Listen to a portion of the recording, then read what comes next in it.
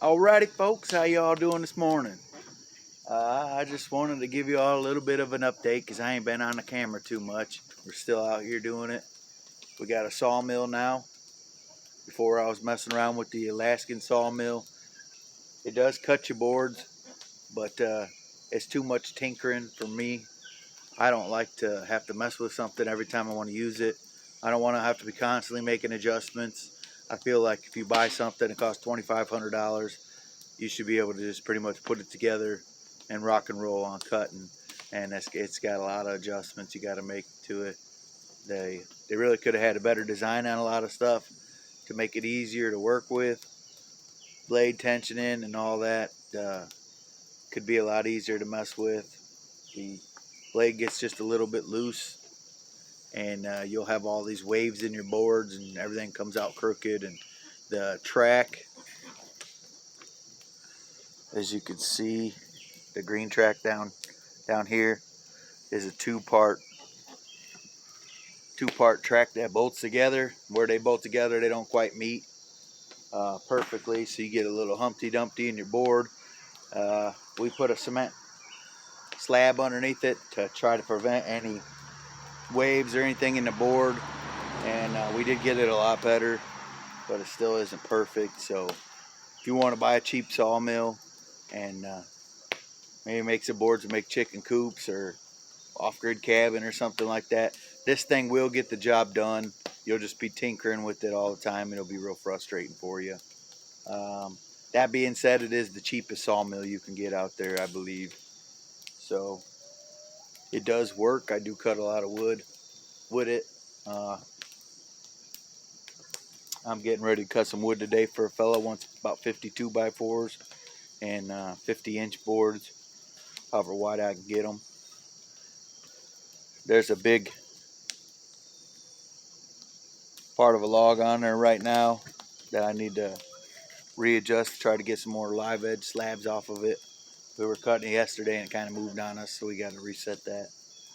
So if you're thinking about getting a sawmill and you're not very physically fit, I just wouldn't recommend it.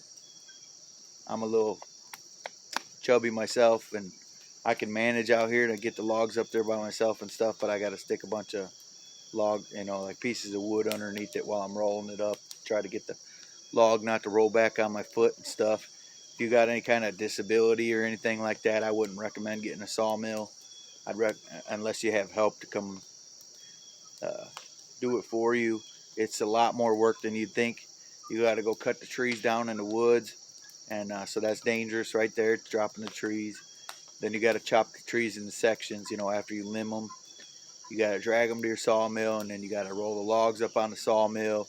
You make your first cut, then you got to flip the log, make another cut, flip the log, make another cut, flip the log, make another cut before you get your cant, which is basically a big old square beam that you start whacking your boards off of, whatever size you need.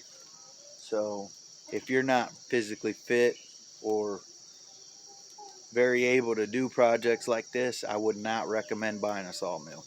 So if you're in the least bit handicapped by any nature, bum knee, bum shoulder, anything like that, I wouldn't get one because you're not going to be able to operate it.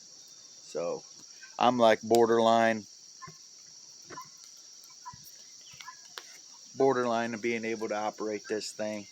I'm not too handicapped or nothing, but I do got a bad knee and it's hard to push the saw sometimes.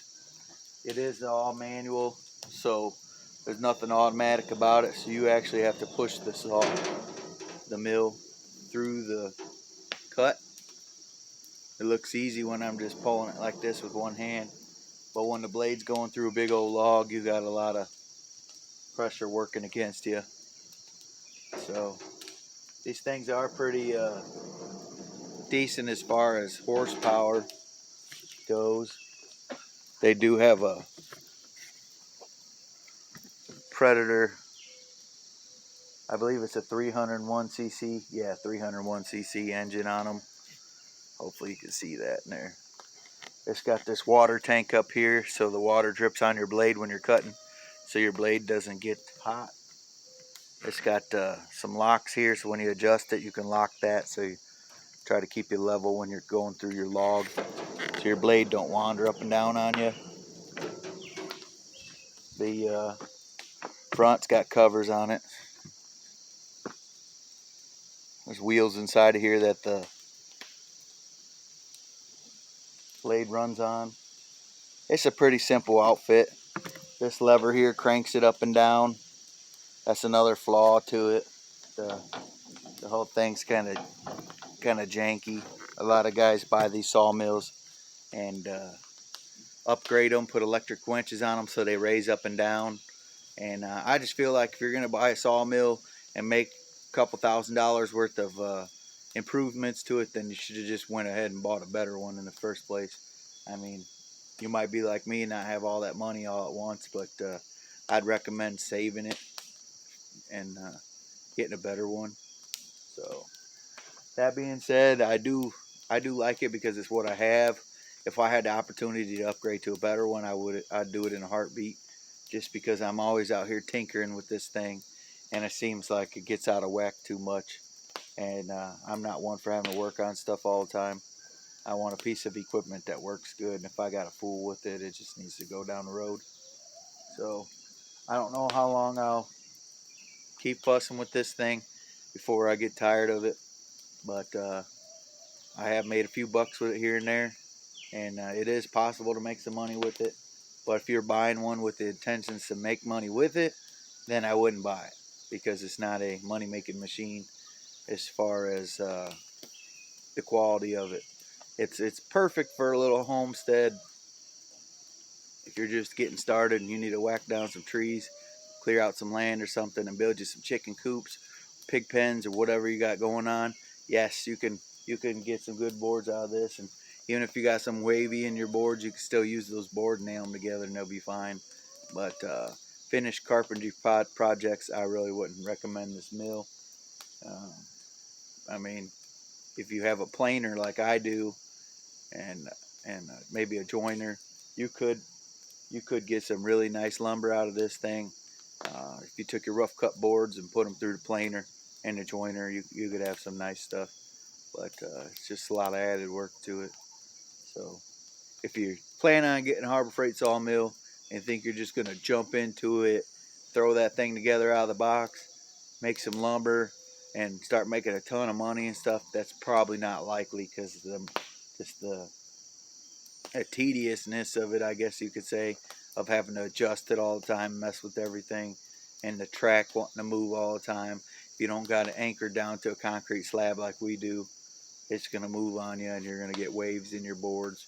And it's fine for a lot of people, a lot of projects, you'll get some waves.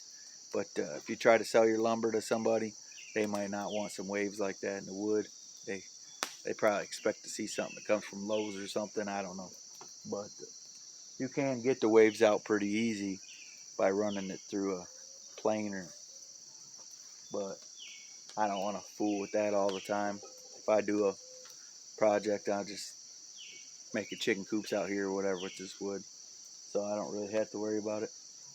So I think that's all I got to update y'all on. Been working at the store, been messing around with this sawmill, been sawing some lumber.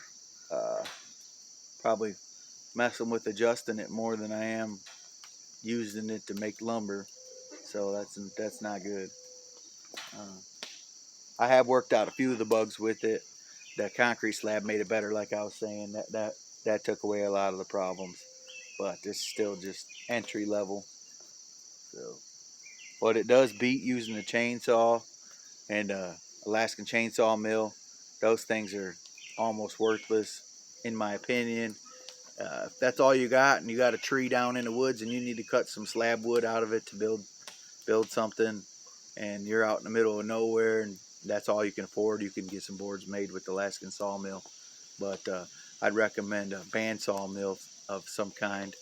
Maybe if you buy one, you could spend a couple $100s more and get a Woodland Mills sawmill.